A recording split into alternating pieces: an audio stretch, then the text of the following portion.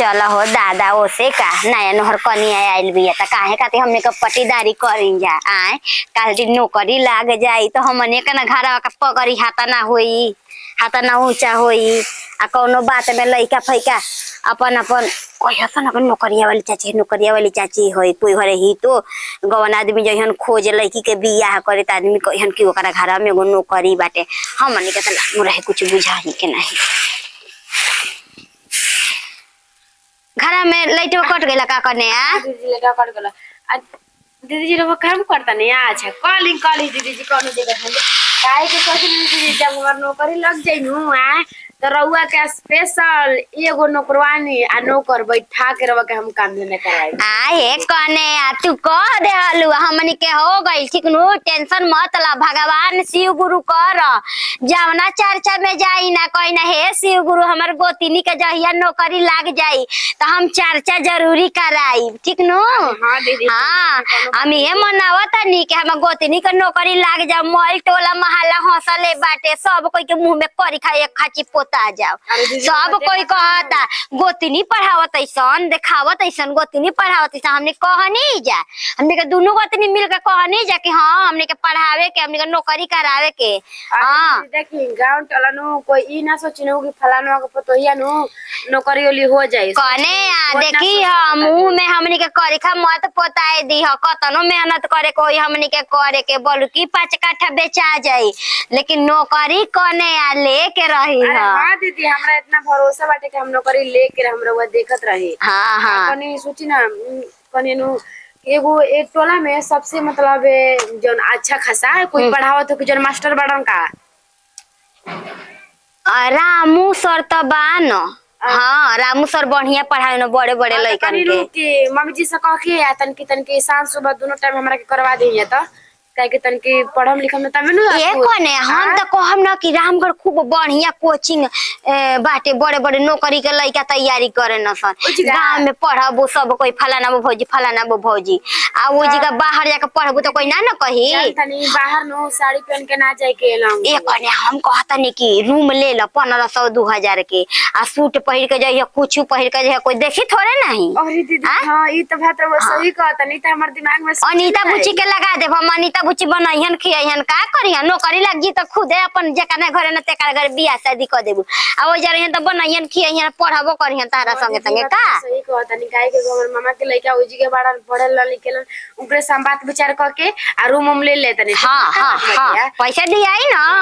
अब तो तू हमारे घर के बेकत हो गइलू जाता ना मन होता ना दिल जाता ना लगी होता ना पैसा दियाई बबुआ के पापा कहले हमन कि हमनी के दू भाव नहीं के देखे के वो नौकरी लागला के बाद छोटा की करी कि ना करी ओकरा से हमनी के आसारा नहीं खे लेकिन ओकर जौन अथु बाटे पूरा हो जा हां दीदी हां तब का हो कने तू नौकरी के पाछा बियाह ना करत रहू बाची हम कहले नहीं ना कि पूरब के सूरज पश्चिम हो जाए लेकिन हम अपन बात लेना अथु खब जौन कहनी तौन कहनी पढ़ा बहुत दीदी अच्छा काम कन दीदी हमर तन की फैलवा कहां रखले बनी फैलवा लाइन तो हमार सब हथुया में रखले बानी आ कहनी कि चाय बना के लिए आई चाय बना के चाय तन की गरम पकौड़ी ले ले अच्छा ठीक है ले आ चला हो बना के दे ठीक बा ठीक बाप रे बाप ये कहाला दीदी लोग कितना अच्छा बानी जा हमरा के कहत है कि एक कनिया तू नौकरी लेके रही है पर यहाँ सबके भरोसा बाटे इतना नु कि कन्या हमार पढ़त या नु तो जरूर कुछ सब कर सकत है काहे कि हम दीदी लोग के भरोसा ना तोड़ब पढ़ लिख के एक दिन जरूर हम नौकरी पाई में दीदी चाहे लिया तो चाहे हो जल्दी पी के आ तब मम्मी जी से कह के रूम लेके वो जगह आराम से पढ़म कुछ के दिक्कत तो कल काहे के जरूरत न बने गांव टोलन के लइकन के गांव टोलन के इतना औरत खचरिन बैसन कि देख के पूरा महल्ला के देख के जेरेसन के कैसे रहत ऐसन कैसे का करते कैसे कमाए लगलिसन कैसे खाए लगलिसन दीदी फैले वाला आई ना लागत है संगति हमरा के दगा दे दलसन कबे के बैठैले वालसन अब ले अइलसन आई रहतसन त चल रहती तनी मौज मस्ती भई रही थे लेकिन कुछो का संगतिया नमूना मिलल बस आई हसन 5 मिनट में तब चलल जी मूड बनावल जी अपन हर की हमारा बुलेटवा पर कहियो बैठ के सटबू की ना तब बोल ए भौजी अरे हमारा से पटबू की ना देखिए आय हमारा संग नु बोली मत मारी, ठीक बा? हम घर से बाहर निकल गइल बन त एकरा मतलब करे वो हमरा के बोली मारो हमें। नाही कह ना खाली गोली मार दे बाकी गजब के तू मस्त भौजाई हो। का है हम मर्द नहीं कोन का बिना मर्द के का बानी हम बांडर छूटे का बानी हम। ए त देखा देवरे ना हन जातन ये की कहाला ये हाँ। कहाला कि गांव टोला का बिटिया निकल जैसे ना कातन कि गांव से बाहर पढ़े लिखे खातिर ओकनी के देखा नु 4 गो कुत्ता आगे पीछे जूस जियसन खाए खातिर। बाकी गजब तू भौजाई हो, तुरंते में दम फूल जालू। एक एगो भौजाई भाई सकी देवर ले का दम मस्त बतियावे लिसन। अच्छा अच्छा ओइसन देवर के हैसन देवर के हमारा काम नहीं के, ठीक बा? आज के बात रहुआ सोच लिए हमारा रास्ता में हमरा कुछ उल्टा सीधा बोल देनी नु तो हमरा से बुरा कोई ना हो। ए भौजाई सुना ना, तोहरा काम का उल्टा बोले हैं? का ना उल्टा बोल रहे हैं, का उल्टा ना बोल रहे हैं, का रहुआ सही बोला नहीं है। हम तो गाने में ना एगो गा देनी कि हमारा बुलेट पर कहियो बैठ के तू ही बुलेट देखले बड़ा? अच्छा नहीं की हम देखले बुलेट नहीं देखले, बैठे करो तो हम मर्द के बुलेट पे ना बैठे थी। हम जानत नहीं कई गो बुलेट पर बैठल बा हो जाके तो हम मैं मिलैले बनी एडिया न तर जतना रहस न प्रेमिका बाकी जाए द भौजी देख लेना ना तो खुश हो जाई ना तर अही रे बापा ये कहाला अरे कि हमें तुमसे प्यार कितना। देखा कोई देख लीलू तो एगो नतिया ना छोड़ी, ठीक बाटे? तनी किनारे रह हट मैं ये शायद जानता नहीं। हटी ए भौजी सुना, आज भी हूँ जो कुछ भी मैं आपको मानते हैं ऐसा ऐसा लइकन के मार के देले बनी मुंह। आई रे बापा कटा भौजैया ही है। आ जब आवेला ना तब हम देखी ना एकरा के दम खुश हो जाई ना। चला जाए द मौज मस्ती कल हला देवर है जे मजाक कलेल बनी कहियन त का हम कह देब कि हम मजाक कइले हई। चलो तनी कन्या कब आयन बताइती और उनकर समयो ना नु हटे हो, कबो कबो आवेली रही ओइ में जाम लग जाता तनी देरी लग जाला। अयन तो वही घरी तोड़े चाय बनाई में पकौड़ी छानम। बेचारी अतना करतिया धरतिया हो करे कमीनिया ने ना निमन निमन खाता जा ऐसन सन लुगा पहने ओड़े के हमनियो के लगन बा न त लुगरिए लपेट के चले के रहित कबहू लुगरिए लपेटे के परित हमरो के। बेटा मुचका बराबर आग लु कनिया फोन काहे ना कलु हो? ऐसे त मुड़िए रख पट दे का भइलो हो कनिया मा? कनिया रहे का भइलो काहे किसी आइल बड़ू? रउई बताई दीदी, हम घर से बाहर निकल गए तो जौने के मन तौने बोली मरी हसान है। कौन कसी बोल दी हो? कवना कितना मजा लो गइल? जब जाने दीदी तब बुलाई के लोग के जानी का रही में बैठ के गाना गावेला हमारा बुलेट पर कब बैठ के तुझे देखा बताई तो कौन ह नतिया कैसन तनी बतावा त? सवरे सवरे हाउ एकदम से कोई करिया हवे करिया ठा अच्छा मरेला तो बुझा नु गइल के हटे बड़ा बड़ा बार बा। हां दे टोला पके बिगाड़ा ह बनल बा के बिगाड़ा बेटा ह। ईटा उठा के कब मार देम लोग कपड़ा कना फूट जाई सोच ली रहुआ हमारा दिमाग एकदम तारा वतना नहीं के बीपी हाई करे के हम जातानी हम ओकर देखा ना कैसे चुरकी का बार के आवतानी। रुक जा हम जातानी ज्यादा खिसिया मत कनिया, मैं ब्यूटी खराब हो जाए। दिन भर त लइकन में चिल्लाता रू पढ़ावता रू इतना मेहनत करता हुआ चिंता फिक्र करबू ना खिसियबू ना त खून जर जाई तार देह में के जनलू। दीदी बताइए क्या का मतलब हो कि कोई के घर में के बहन बेटी निकल जैसन कमाए के धमाए के तो कनी खती बेटा बोली मरियसन जान तारू कनिया केवन बेटा बोली मारता हूं जौने के कोनो काम धंधा नहीं खे यही कुल पर लफुई पर पड़ल बन सदम हाथ गोड़ धो के त का करसन ओकनी के बुझाता टे कुछु बाप के कमीनी बयास करे के बा कोनो बेटी बन जाते सो तो टोन बोल देवे के बा का करे के बा हम काम कर देतनी का काम करे के बा आही ए बच्चिया खट के आइलो तू काम कर बुरुका हम जाता मैं काम कनियो और याद लेबे त लुगा फटा मैं फीच फाच के परेस उरेस क के सब धो देले बानी। अब खाली चाय बनावे के बाटे आ पकौड़ी छाने के बाटे। दीदी जी हाय देखी तो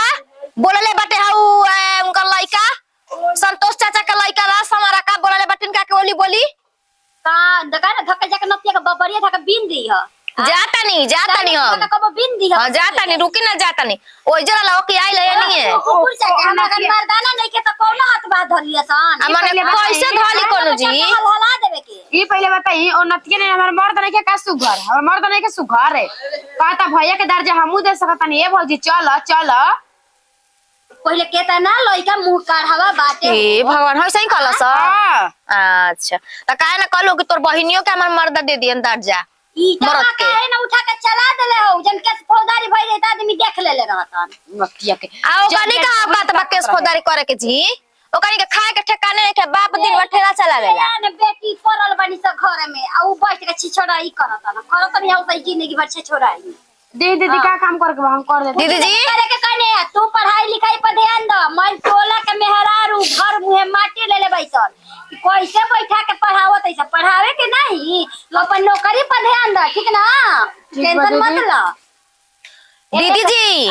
एगो बात बता दे तनी। तना खावा कह जमी आय तना खा हाँ एक कनिया भोज करे के टोला भर के खियावे के तबे ना लोगवा जानी जी दीदी जी कि फलानवा के पतो है कि फलानवा के मेहरारू के नौकरी लागल बा। आदमी ले ले बना हो कोने आ 23 तारीख के मिल जाए दीदी। हाँ ये दादा ये दीदी जी बड़ा खुशी के लेकिन बात बा वही से ना देख के जरूरत ऐसन जी मौगी और मर्दो हम जाते त माइक को के आवत ठीक ना चाचा माई कहलवा चर्चा खाती जाए हम जाता नहीं ओकरा घरे। हां हाँ ओकरा घरे जाता नहीं हम। छोड़ी लड़ाई झगड़ा का करे के बाटे आय ओकरा बुझाते नहीं ना कन्या मत जाइयो टोला महला में बेटा तक मुंह नोच देली त चला तो काम करके टोला माला में खोजी जी हम। कनी की 500 के माइक को देम ना। हाँ कह देम 500 के पढ़ी काबे के करम पढ़ी काबे कि जो के 3 गांव सुनाओ। अच्छा ठीक हाँ है बड़का तब लोगवा जानी। चाचा मन ले मैसी गुरु के हम सब कुछ भुला जे गुना भुलाई। देखो तनु दीदी जी के कतना यहाँ के खुश बनी। हां दीदी एक नियमा तब हम आवता नहीं हनु आवता नहीं रुक जा ते ठीक कर आ कनिया की जाके चाय पी लो चाय बना देले बानी आवता त पकौड़ी छामता नहीं। अच्छा ठीक बाटे। देखो वो नौकरी कैले में ये नु फायदा बाटे दीदी लोग हमारा के हाथ पर ले ले रहते हैं। हे बोला मुझे कमर में परेशानी बा अभी दर्द हां मैं गोतिनिया के का कहलो हो का कहलाई हो आई देखत रह कि ना चप्पलवा 5 नंबर गलिया पर छाप के बर जाई मारम त बुझाई ले को काम ना धंधा बटे नो रोटी बंधा बटे तापरा बाप पे त बोझा बटले बड़ा गांव टोला पे बोझा होता र बाप अपना बोझा मन तोहरा पने की ना बोझा हम तो काय गलत पत्नी तू बोल रहा तू के हला बोले वाला हो तार गोतिनिया आर की के सुना हां का सुना तार गोतिनिया का कहले बन तार गोतिनिया आर की के बियाह कर काम बोली बोलता नहीं काहे तू बोली बोलबा काहे बोली बोलबा हो हम अपन बैठा रही रास्ता में गाना गावत रही घुमाता रहा ऐसे बड़ुआ घुमाता रहा बियाह शादी नहीं के होते इससे बापा छोड़ ले बा ना कमाए के बना धमाए के बटे खाली बैठ के चौराहा पर दूसरा के बेटी बन के इज्जत लेवे के बटे त मैं ना मरबू मरना मैं ना मरना करवा दो बहनिया ले बियाह हमार देखा जबान संभाल के बोला हाँ। जबान संभाल के बोला कह देता नहीं हां तो तू कहतन जबान संभाल के बोलो का करबा मरबा का हमरा के तुम्हारा बहू हमारा हमने के कसही बने कसनो बनी जा त अपना घर न बन जा तू काहे बोली बोल रहा हो ओकरा के तू कहते दीदी जी एक दिन नहीं रोज बोली बोलता रोज बोली बोलता तू काहे बोलबा और की के उहे बाली देख के बोली बोलता नहीं ना हाथ नहीं कि उठावल जानत ला त खींचते एकटा बड़ा का जान जा ला तनी मार के देखा ना हमरा के तनी मार लो हमारे को संस्कार नहीं के दहिया पहना फाना मत ना जा हटा खाना तनियन कर के आवेली दम बाघ लेखा चढ़ल बुझाता थे कि इनकर लेखा हम भौ जाइए नहीं कि देखल खा जेबा तू बाघड़ा खा जेबा यही से तो ससुई कहेले तोहर कि हमार पतो मिलल या झगड़ा हिन झोटा पेर के मारेली हां अच्छा तारस तक मैं शिकायतिया आके कह तारी तू ही तक मोटला ऊपर बड़ा तू ही त जानत रहो कहल का चाहता बोला बाबूआ कहलिए चाहता नहीं कि हमार गोतनी जाती है बोली बानी आज के बाद बोल देबा तो बहुत खराब हो जाई हाँ लाठी लौड़ा हो जाई घर से हाँ तो ही हो एगो बात सुन लो हम रस्ती में बैठा रहब हां हम गाना गाए चाहे कुछो करिया पर रास्ता धक जास के गाना बताबो गाना देखी को और ई रस्ती में आवत नहीं खाना नहीं बड़ा तू ही बयास भइल बड़ा का तू ही बोलबा बड़ा का बयास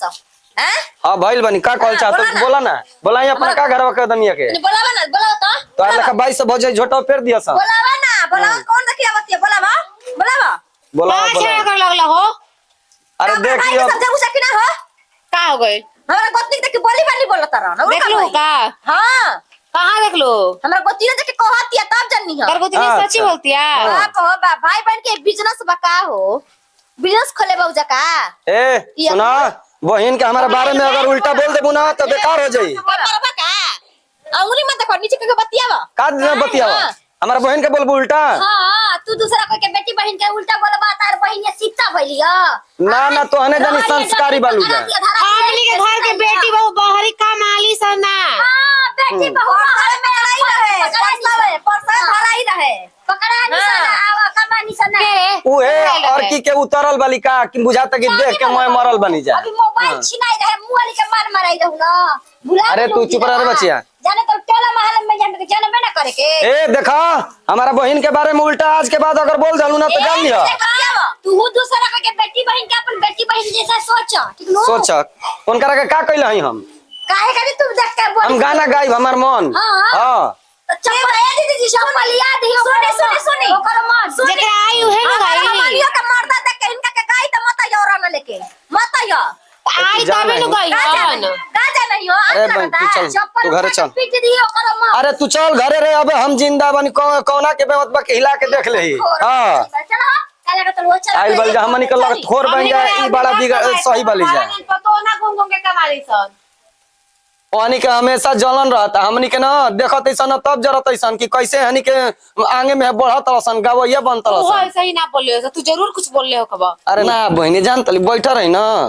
तो उ गाना एगो गा देने कि हमरा बोले तो कबे करे गाना गाए गइल ह पहले ही से हम गावत रही रे वही में एंट्री क गेलियो गरम हो गेलियो आंख तोड़ रहती होई से तू हो सही से अपन रहन साल सब ठीक कर जाए दे बहन हम आज के बाद हम गइबे ना करबो करत ऐसे ही कैसे कोई आके बोलती तारा में जरूर गलती होई हां गलती हमारे में बा हम गा देनी हो गइल हम कहत नहीं ना कि आज के बाद ना गइबो करेंगे ओनी के देखल तो चल गावे बात घर में गावा भरी का गावत रह चल घरे चल घर चला खाना बनाई बनी चला हेलो का जी कहिया बताई रे वो कहत रही कि अभी तार नौकरी लग जाई त हम आई में आ नौकरियो लग गइल 50,000 रुपया वो मिले लागल तनखा बताई अभी ले रो बना रही जाए दी रो अभी ना हम देखत नहीं कि तो हमार मन कदन कैसन हो ताटे रो आई हम नहीं के जानते कटा ली टिकट एकरा में कौन बात बाटे अच्छा ठीक बाटे देख के वही में जल्दी कटा के आई ठीक बा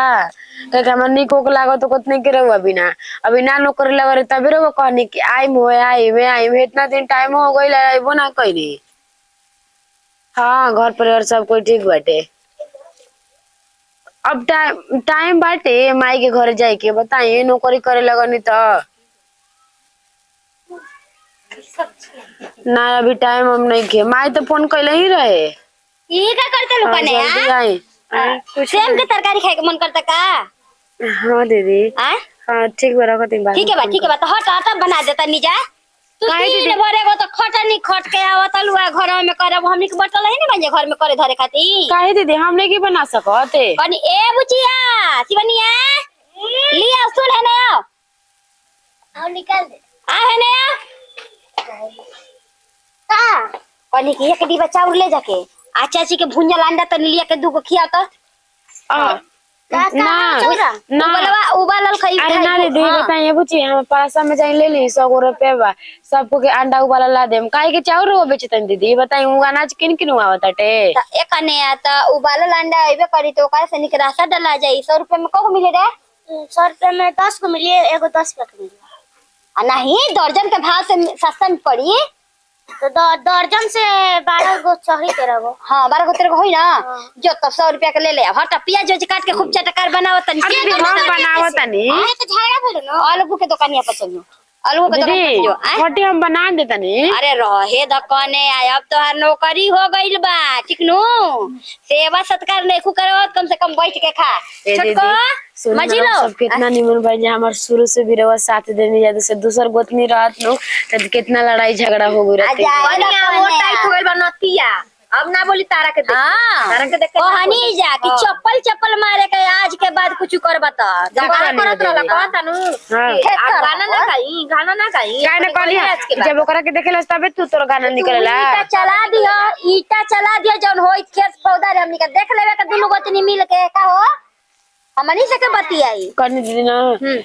अंडा बनाता खइबू ना अंडा बनाता के पने 100 रुपया देली उबालल कहतनी मंगा के खा लिया मको उबालल काहे कती मंगावे के पैसा जुटवा के मंगाई तो सर्दी भइल बटे कनी वहां के आवतनी बाबूआ जी बोला ठीक है नु बटे बोला लो कौन चिंता बाटे अब हाय करे के बाटे तोहर 50,000 होते बा हमनी घर 30,000 कमाते बना जा हां बबुआ जी अपन घरो दुआरी देखियन बड़ी साग सब्जी लियावे के दिक्कत होताटे दीदी उतारे के बच्चा तो अच्छा हम उतरवा देतै शिवनी आवते तो उतरवा देतनी